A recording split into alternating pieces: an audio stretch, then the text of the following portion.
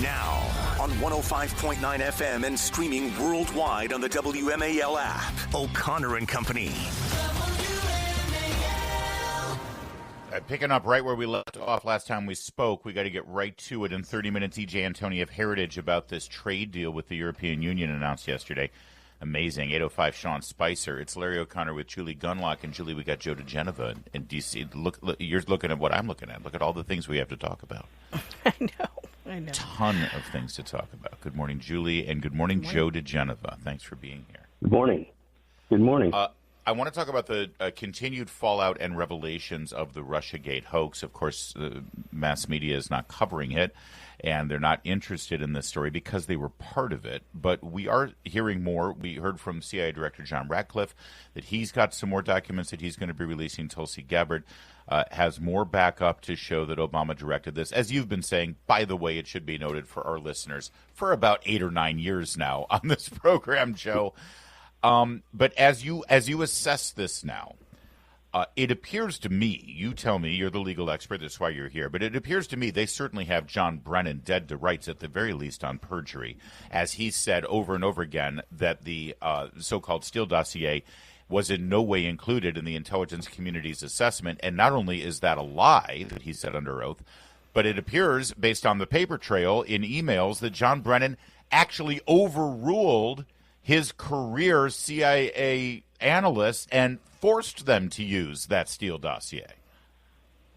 Well, that's true. And we're actually way, way beyond John Brennan at this point. You can consider John Brennan to be dead meat. He's going to be charged ultimately.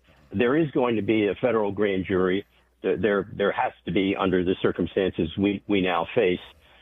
He's going to be probably the focus of a major part of the investigation, which will be held not in D.C., but probably in Florida, where Mar-a-Lago is, because that is the most serious overt act in the conspiracy to deny Donald Trump his civil rights occurred at Mar-a-Lago when his residence and business establishment was raided by the FBI on a pretextual basis. Can I pause you there real fast? Because some people are not connecting the dots here, and they're confused. Sure. They're like, well, what does the Mar-a-Lago raid have to do with the Russia collusion and the intelligence community's assessment of the 2016 election? Well, what you have to understand is you hear about all these different things. You hear about the intelligence community assessment. You hear about the report of Devin Nunes, which was filed away, the classified version of his report, which was filed away in Langley. You hear about the Obama meeting with the members of his cabinet to discuss conducting a counterintelligence investigation. You don't look at a single item. You look at all of these items together. The raid on Mar-a-Lago was just one overt act, and everybody has to start learning that phrase. An overt act is part of a conspiracy. A conspiracy under federal law is an agreement between two or more persons to commit a crime under federal law. And that, what you have to have in order to have a conspiracy is at least one overt act in furtherance of that conspiracy. What we have in the conspiracy against Donald Trump is hundreds of overt acts, of which there are the raid on Mar-a-Lago. The President Obama, for example, decides that the presidential daily briefing, instead of being distributed to maybe 12 people, is now going to be distributed to 150. Why did he do that? To increase the possibility of leaks, to damage Donald Trump. Remember, Obama makes a series of decisions as he exits about intelligence information, one of which is redoing the last intelligence community assessment before he leaves office to harm Donald Trump. That is an overt act. That decision to redo the intelligence community assessment, the decision to decide to distribute the presidential daily briefing, the single most important intelligence document prepared every day for the President of the United States, the decision to increase the distribution of that for no good reason from 15 people to 150 was an overt act. And why was it done? It was done to make sure that information about Donald Trump that was in the PDD made it to as many people as possible so it could be leaked. I think what you're going to see is a major conspiracy indictment involving a number of people. President Obama presumptively can't be indicted for what he did as president. However, if while he was no longer president, he communicated with people who were involved in the conspiracy previously, and that is considered an overt act in furtherance of the conspiracy, President Obama can be indicted for that as part of the conspiracy because it happened after he left office. Okay, and just to put a fine point on it, the idea is that the raid on Mar-a-Lago was to access, or to assess, I should say, and confiscate records that Trump had in his possession that revealed much of this.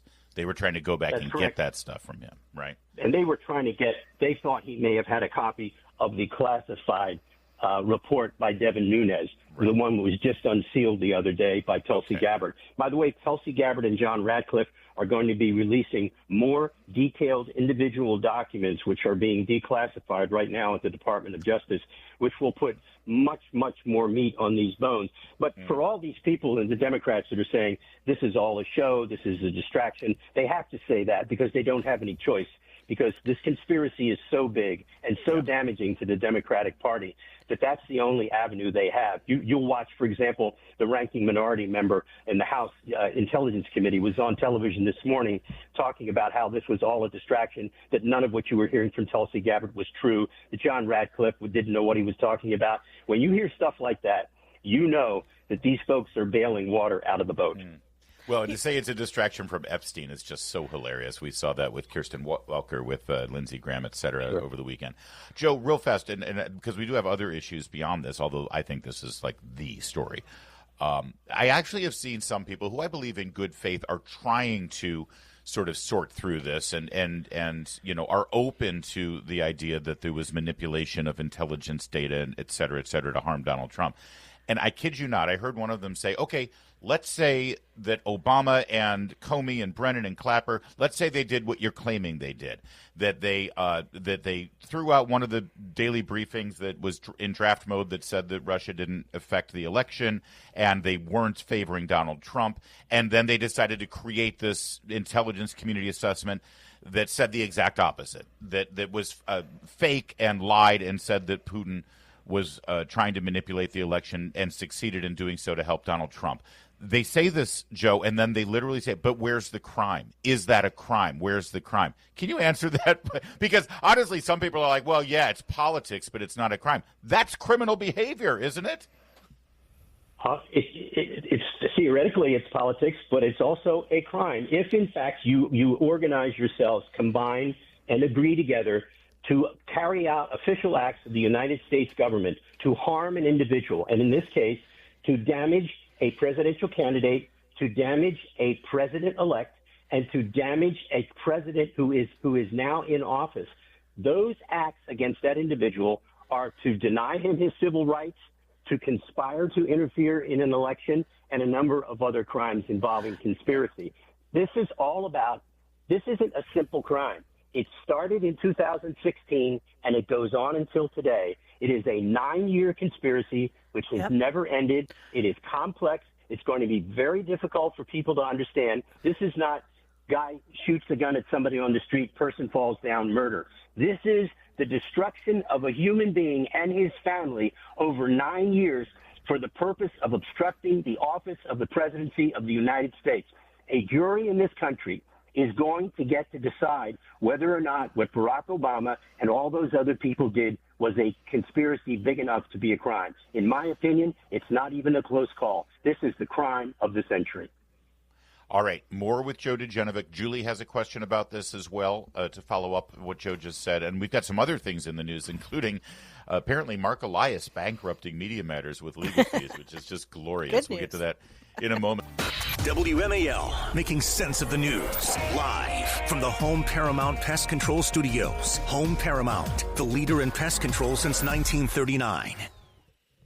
All right, Julie Gunlock, get in here. I've been spending way too much time with Joe. Yeah, just really, last question on this really quickly. You know, you and Larry were talking about how people on the left are trying to make this go away, you know, but we're also seeing it on the right. National Review's op-ed this morning, their editorial rather, it says there's nothing new here, that all of this was known for 8 years and there's nothing new here. What is the explanation for that, Joe? Why are people on the right, even people on the right, reluctant to recognize this as for what it is, as you say, the biggest scandal in our lifetimes.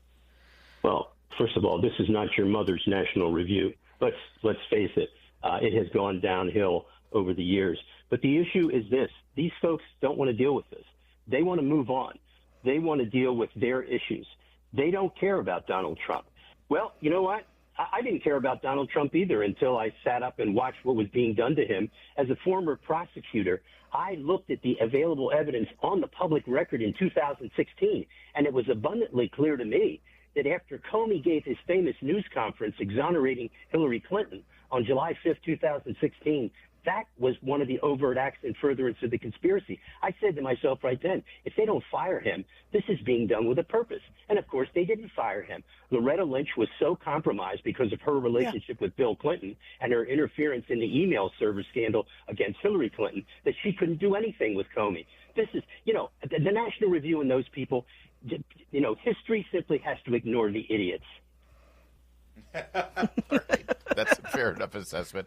All right, a couple of other things. You heard me mention that there was a profile in the New York Times that Media Matters for America that was set up by John Podesta with George Soros money is now facing bankruptcy, and it's because of Mark Elias's firm. This is Elon Musk suing. Trump is also suing Media Matters they've been misrepresenting conservative voices for decades now, and now they're facing bankruptcy. What do you make of how this plays out? Well, I'm delighted. That couldn't happen to a nicer bunch of people. They've written some awful things about me and my wife. But here's the thing about Mark Elias.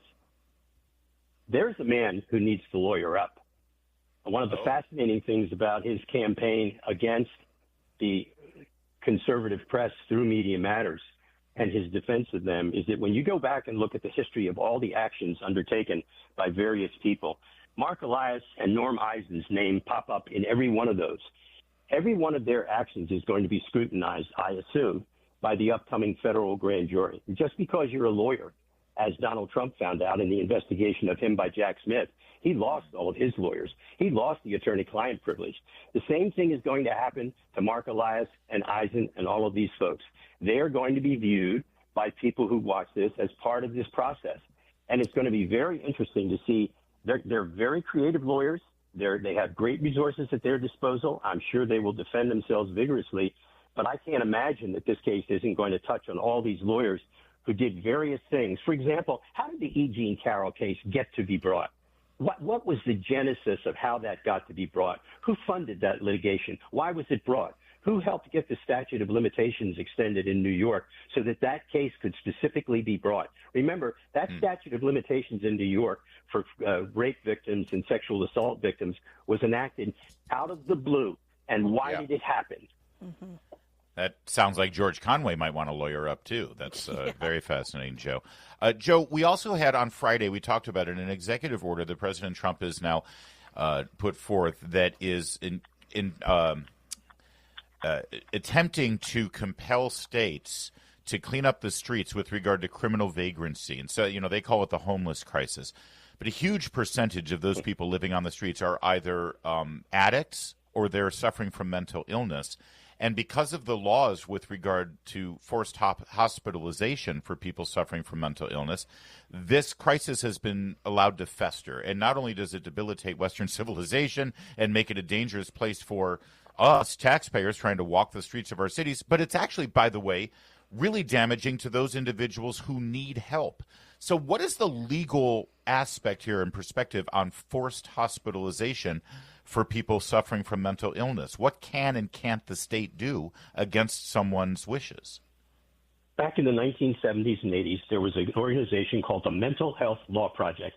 They were on K Street and Massachusetts Avenue in Washington, D.C., and they spent years trying to have the civil commitment laws of the United States declared unconstitutional because of the way they treated people and the measures that were used to commit people involuntarily. They won. They won in the Fifth Circuit. They found some friendly judges who were old Democrats down in the South, and they got these laws overturned.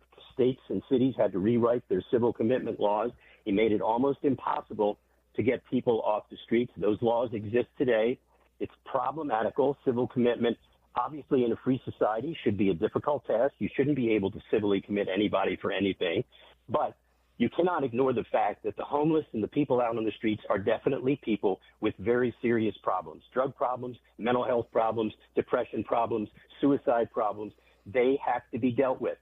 The issue of involuntary commitment is something this country refuses to deal with. This is going to continue to be a problem. There's not much you can do about it unless you amend the laws, and they have to be consistent with the judicial rulings about, you have to make it hard to commit somebody involuntarily. Right. Now, this involuntary commitment has a checkered history. It's been used brutally against blacks and against other people. Women. So this is going to be a tough road to hoe. But let me just tell you something. Just look at Gavin Newsom. Remember how fast they cleaned up the street when the Chinese were coming for a visit? Yes. Guess what? They can do it. Yeah, they found a way when they're trying to celebrate a commie. All right, Joe, we got to leave it there. Absolute banger of a segment this morning. As always, thanks for joining us. Great conversation. You bet. Coming up, we're talking to EJ and Antoni with Heritage Foundation about Trump's huge EU trade deal. Keep it here at 7:30. WMAL-FM, Woodbridge, Washington, a Cumulus media station. Making sense of the news. News Talk 105.9. News now. Now on 105.9 FM and streaming worldwide on the WMAL app. O'Connor and Company.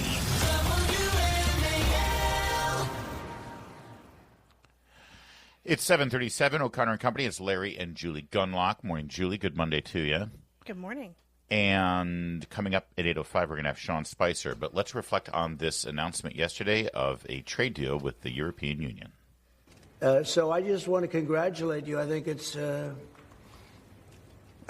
great that we made a deal today instead of playing games and maybe not making a deal at all. I think it's I'm going to let you say, but I think it's the biggest deal ever made. Thank you very much. Congratulations. The biggest deal ever made. That's the president announcing the details alongside the head of the European Union. And it sure seems like a pretty big deal. Let's bring in EJ Antoni, economist and fellow from the Heritage Foundation Center for the Federal Budget. EJ, what am I missing here? This looks like a blockbuster. Well, Larry, I would love to answer that question for you. Unfortunately, all I heard was the question. My audio wasn't there for the whole lead-up. Oh, I'm sorry. We were talking. Well, President Trump was announcing what he describes as the biggest deal ever made, the new trade agreement with the European Union. Thumbnail appears to be the EU agrees to purchase $800 billion in U.S. energy and an additional $750 billion in goods, no tariffs, opening up the markets to American manufacturers. And when asked, by the way, what were the American concessions, the EU president said, well, nothing. We had an imbalance, and now we're trying to balance things out. Exactly, Larry. And this imbalance is nothing new. What Trump just did, I will tell you, I am even surprised that he was able to do this. What Trump just did was essentially undo 80 years of economic history between the United States and Europe. In other words, he got rid of the entire post-war order where you essentially had all of these different countries in Europe with protectionism in place, where the United States was not allowed to compete there, whether it's cars and trucks, whether it's pharmaceuticals, whether it's agricultural products, and that is now essentially almost all gone. So now Americans, for the first time since before World War II, are really going to have full access to all of these different European markets. It's going to increase exports. It's going to increase the demand for American workers to fulfill those export orders, et cetera. I mean, this really is a tremendous win. And what's so remarkable about it, Larry, is this is not a single country. This is a block of countries. And so you had to essentially get all of those countries to agree to this, which is a big reason why I did not think he was going to get the EU done this early, if at all. I mean, I am shocked he was able to pull this off. EJ, what are the sectors that will be most impacted by this trade deal on both sides, in Europe and also in the United States? Well, in terms of Europe, the people who are going to benefit the most from this is actually just the consumer generally, because they're now going to have access to American products that very frequently are much less expensive than their European counterpart and are just as good. We just happen to be better and more efficient at producing certain things, but those products have been blocked from European markets, Julie, because of all of these different, not just tariff, but non-tariff barriers, a lot of rather silly regulatory requirements. So from the European standpoint, the consumer is the big winner here. From the American standpoint, our automotive industry is going to have unprecedented access. It's literally better than we've had for the last 80 years. Wow. Our farmers are also going to do very well under this deal as well, because they now have a huge export market for a lot of their products too. So auto and agriculture are definitely big winners. There are certain other ones as well, but those are definitely the two big ones that come to mind. Steel and aluminum tariffs are going to stay the same. By the way, it should be noteworthy that J.D. Vance will be speaking in the industrial Midwest today, talking to steel factory workers. I think that there's a connection there. Trump agrees not to raise tariffs on the EU as he was scheduled to do up to 30% this August 1st. Zero tariffs on all U.S. goods exports. Pharmaceuticals, the Europeans got a pass. It looks like if there is a concession, it's that, in that the pharmaceuticals are not included in this deal at all. Is that sort of what you're seeing?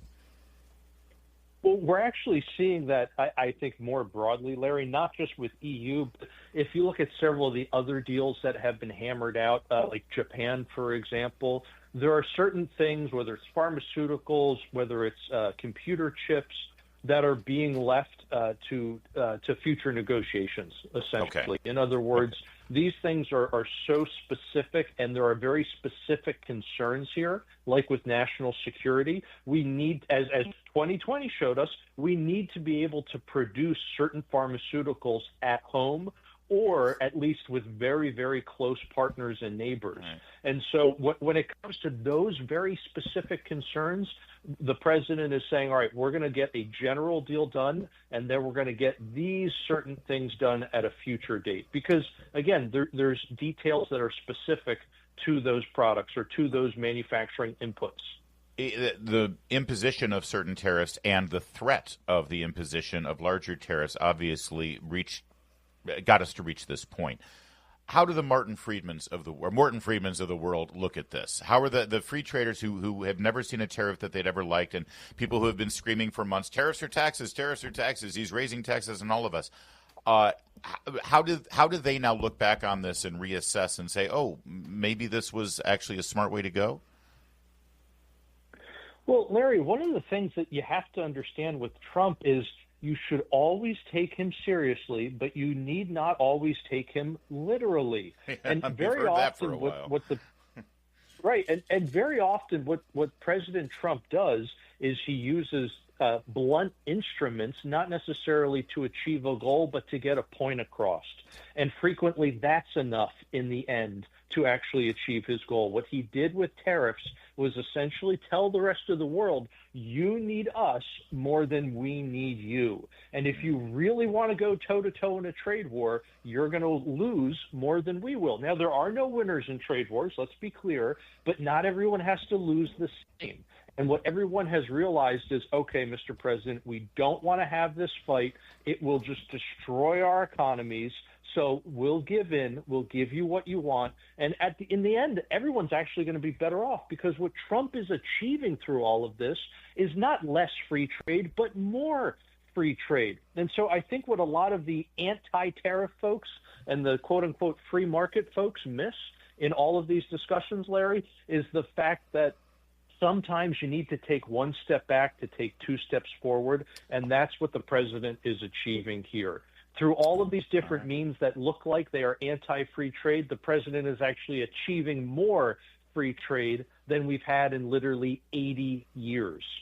E.J. Antoni, economist at the Heritage Foundation. Also, by the way, I can tell just by the tone in his voice and the energy, he is wearing a chalk stripe three-piece suit with a pocket square. And are you going with the suspenders today? How did you know? I know you well, E.J. You probably just—that's what his jammies look like, for crying out loud. Thanks, E.J. Really scary story over the weekend out of Traverse City, Michigan. Take a listen to how local news covered it, because you didn't see much of it nationally, and I'll tell you why in a sec. Listen. A community is reeling following a stabbing at a Walmart in Traverse City, Michigan, north of Grand Rapids. At least 11 people stabbed in what authorities are calling a random attack. I need units inside Walmart. Got multiple victims. New video released shows bystanders confronting the alleged suspect outside the store. Throw the knife that way! Throw it away! Throw it away!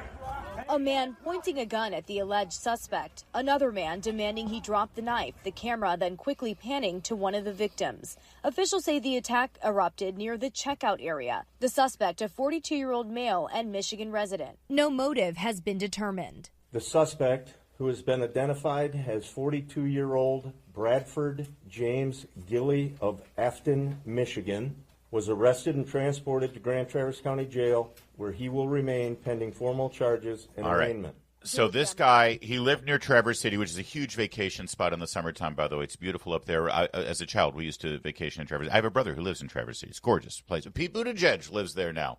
It's become very liberal up there. And, of course, Michigan is run by Democrats, and they've been trying to cut back on people's Second Amendment rights in Michigan, but patriots have been fighting back on that.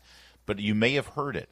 This guy took a knife, started stabbing people randomly, 11 victims at the Walmart, this mass stabbing incident.